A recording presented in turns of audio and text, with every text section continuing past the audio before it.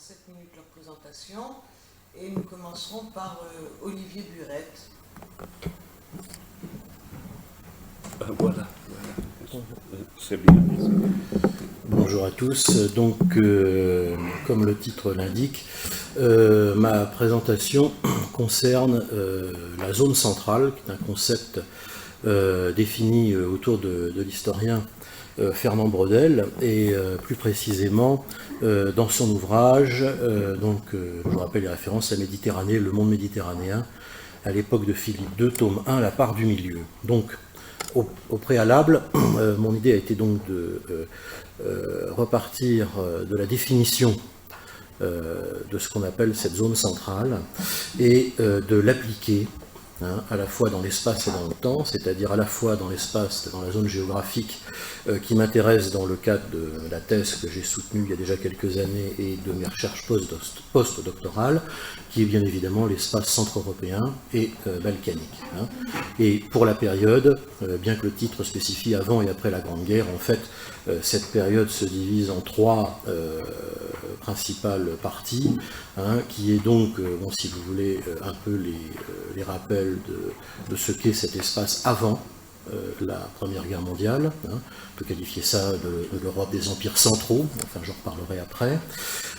Ensuite, évidemment, la recomposition de l'espace pendant l'entre-deux-guerres, avec deux phases, que je développerai ensuite, et ensuite la période de la guerre froide, et post-guerre froide, bien évidemment, avec les implications de l'Union européenne, de son élargissement, et on en a déjà effectivement pas mal parlé depuis cette rencontre.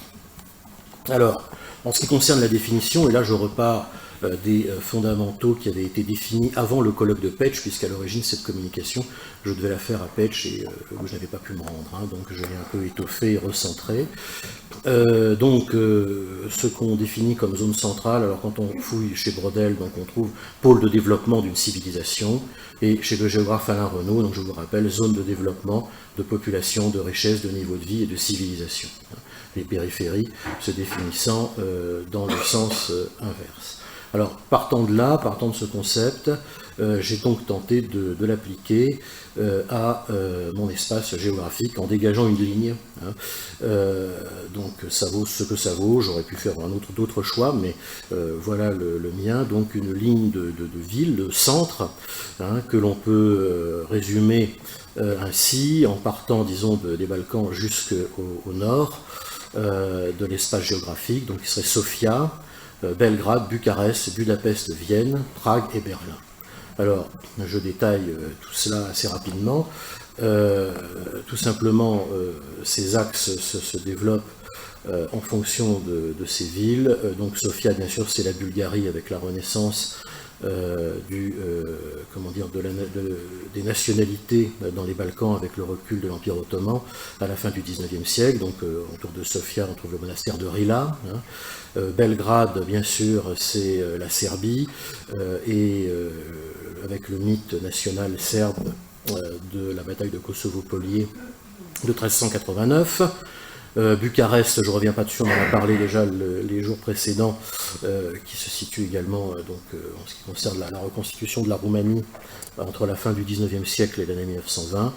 Ensuite, deux ensembles, Budapest-Vienne, bien sûr, qui figure l'Empire austro-hongrois, Vienne pour l'Empire d'Autriche, et Budapest-Vienne pour l'Empire austro-hongrois. Voilà.